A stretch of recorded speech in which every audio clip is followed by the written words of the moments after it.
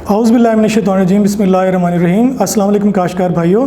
जैसे कि आपको मालूम है कि पंजाब में कपास की जो काश्त का जो सिलसिला है वो अपने अख्ताम को पहुंच चुका है और जो काश्ता अहदाफ थे पंजाब में वो भी तकरीबन हासिल किए जा चुके हैं। और इस वक्त जो है कपास की काश्त के बाद जो है कपास की निगहदाश्त का जो सिलसिला है वो शुरू हो चुका है। और अगर मैं कपास के जो काश्ता इलाका जात हैं जैसे कि मुल्तान है, विहाड़ी है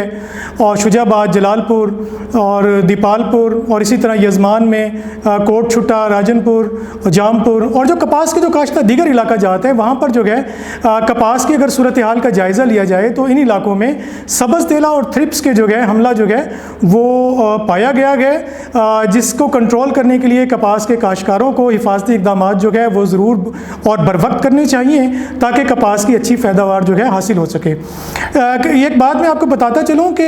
ऐसे कपास के काश्तकार जिन्होंने अपनी जो कपास है मार्च और अप्रैल में काश्त की है वहाँ पर सब्ज़ तेला और जो थ्रिप्स का जो हमला है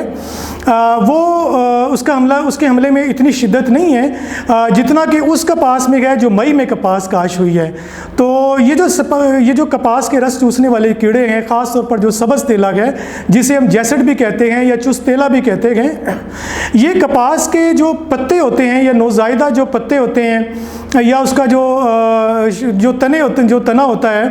नरम और नाजुक जो हिस्से होते हैं, जो पार्ट्स होते हैं पौधे के, वहाँ पर बैठकर जो है उसको रस चूसता है जिससे पौधे की जो नशो नमा है वो रुक जाती है। और पौधा जो है अगर उसको बर वक्त इलाज ना किया जाए तो कपास की जो पैदावार है उसमें काफ़ी जो है वो नुकसान हो सकता है। तो इसकी जो मुआशी नुकसान की जो हद है सब्ज़ तेले की वो एक बालिग या बच्चा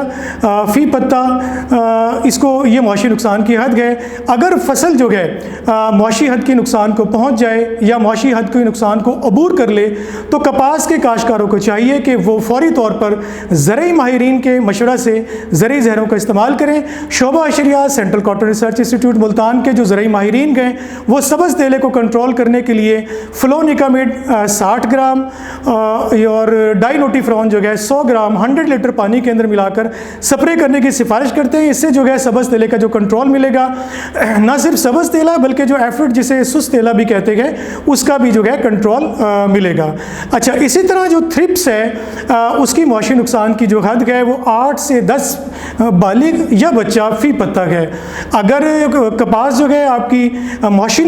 नुकसान की हद को पहुंच जाती है तो कपास के काश्तकारों को चाहिए कि वो थ्रिप्स को कंट्रोल करने के लिए स्पिंटोराम जो है 60 मिलीलीटर या क्लोरफिनापायर 125 मिलीलीटर 100 लीटर पानी के अंदर जो है वो मिलाकर जो है स्प्रे करें। इससे जो है थ्रिप्स का हमें कंट्रोल मिलेगा।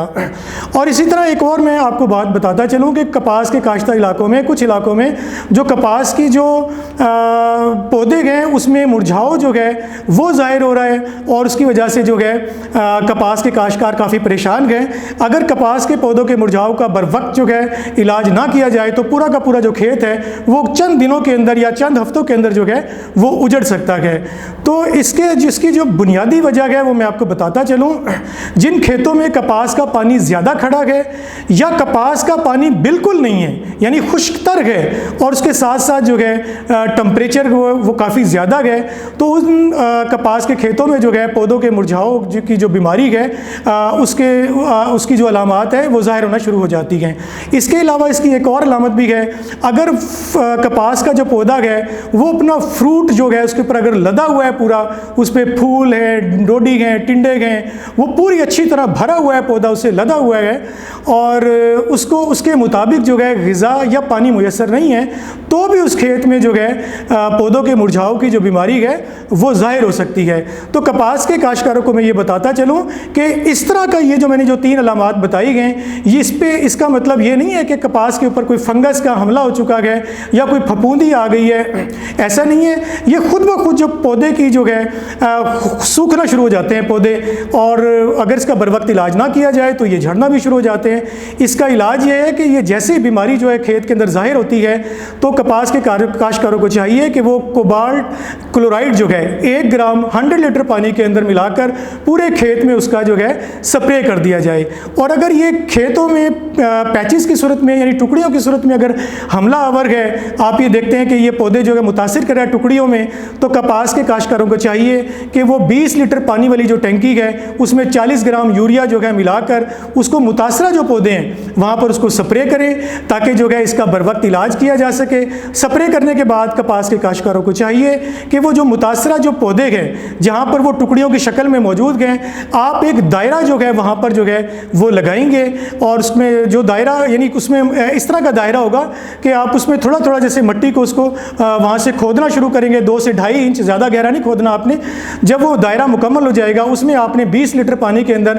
50 जो ग्राम है वो कॉपर ऑक्सीक्लोराइड जो है उसमें मिलाना है और जो आपने जो खोदी गई जो जगह है, जो आपने जो दायरा बनाया है जिसे ड्रेंच भी कहते हैं, वहाँ पर आपने जो है उसको डाल देना है। तो इंशाल्लाह चंद दिनों के अंदर आप देखेंगे कि ये जो बीमारी है, मुरझाओं की बीमारी जो है, ये भी जो है उसका खात्मा हो जाएगा। इसके साथ साथ मैं आपको ये भी बताता चलूँ कि कपास के काश्त इलाका जात में कहीं कहीं पर जो सफ़ेद मक्खी है उसके हॉट स्पॉट भी आना शुरू हो गए, नज़र आना शुरू हो गए हैं। तो CCRI मुल्तान जो है कपास के काश्तकारों को ये रिकमेंड करता है कि जब कपास की जो फसल है 6 इंच की हो जाए तो उस वक्त जो है कपास के खेतों में आप जो पीले रंगदार जो चिपकने वाले जो डब्बे होते हैं फी एकड़ के हिसाब से आप 10 अद लगाएंगे, खेत के मुख्तलिफ जगहों पर लगाएंगे। इसका फ़ायदा ये होगा कि ये जो पीला रंग है ये कपास की जो सफ़ेद मक्खी के लिए जो है काफ़ी अट्रैक्शन होती है, कशिश रखता है। सफ़ेद मक्खी जो है खुद ब खुद इसकी कशिश की वजह से डब्बों के पास आएंगी और चिपक जाएंगी, यानी बगैर स्प्रे के जो है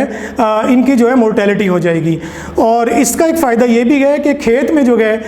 जो अपना सफ़ेद मक्खी का जो लाइफ साइकिल है वो भी ब्रेक हो जाएगा, इसका प्रेशर डेवलप नहीं होगा और सफ़ेद मक्खी की जो अफजाइश नस्ल है वो ज़्यादा बढ़ेगी नहीं। लेकिन एक बात मैं और आपको बताता चलूँ कि अगर सफ़ेद मक्खी की जिसकी मुआशी हद जो है 5 बालिग या बच्चा फ़ी पत्ता है, अगर ये मुआशी हद को नुकसान को पहुँच जाती है या मुआशी हद को क्रॉस कर जाती है, अबूर कर लेती है उसकी मुआशी हद को, तो फौरी तौर पर जो है सफ़ेद मक्खी के ख़िलाफ़ जो है आप जो है उसका ज़रूरी जो जहरें हैं रिकमेंडेड उसका इस्तेमाल करें।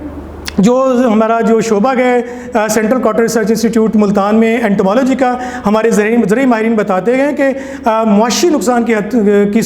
की पहुँचने की सूरत में सफ़ेद मक्खी के जो अगर बालिग मक्खी की वजह से अगर नुकसान है फसल को, तो काश्तकार हजरात जो है फ्लोनिकामिड 80 ग्राम या फिर असीटामैप्रेट जो है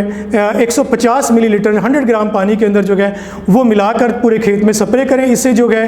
सफ़ेद मक्खी के जो बालिग जो सफ़ेद मक्खी होती है उसके नुकसान से जो है बचा जा सकता है। और अगर खेत के अंदर बच्चे सफ़ेद मक्खी के जो बच्चे हैं उसकी वजह से नुकसान हो रहा है तो कपास के काश्तकारों को चाहिए कि वो स्पायरोटेट्रामेट 125 मिलीलीटर प्लस बायो पावर जो है 250 मिलीलीटर, इसको 100 लीटर पानी के अंदर मिलाकर आप पूरे खेत में स्प्रे करें। या फिर पायरीप्रॉक्सीफिन जो है 400 मिलीलीटर उसको जो है 100 लीटर मिलाकर पानी में मिलाकर उसका फ़ी एकड़ के हिसाब से जो है पूरे खेत में आप स्प्रे करें तो आपको जो है इसका कंट्रोल अच्छा मिल जाएगा। इसी तरह मैं आपको एक और बात बताता चलूँ कि जिन कपास काश्तकारों ने कपास की काश्त से पहले अपनी ज़मीन पर राया काश्त की थी और राया काश्त करने के बाद उसको हार्वेस्ट कर लिया, फिर आपने कपास जो है वहाँ पर काश्त की है तो वहाँ पर जो है पेंटेड बग का हमला जो है वो नज़र आ रहा है। तो उसके लिए कपास के काश्तकारों को चाहिए कि वो क्लोथियानडिन 200 मिलीलीटर जो है 100 लीटर पानी के अंदर मिलाकर जो है वो पूरे खेत में स्प्रे करें। इससे जो है पेंटेड बग का जो है वो आपको उसका बर वक्त जो है कंट्रोल मिलेगा। उम्मीद है आज का प्रोग्राम जो है आप लोगों को पसंद आया होगा। अगले प्रोग्राम के लिए जो है नेक्स्ट जो टॉपिक होगा उसके साथ ही हम हाजिर होंगे। अब इजाज़त दीजिए। अस्सलाम वालेकुम।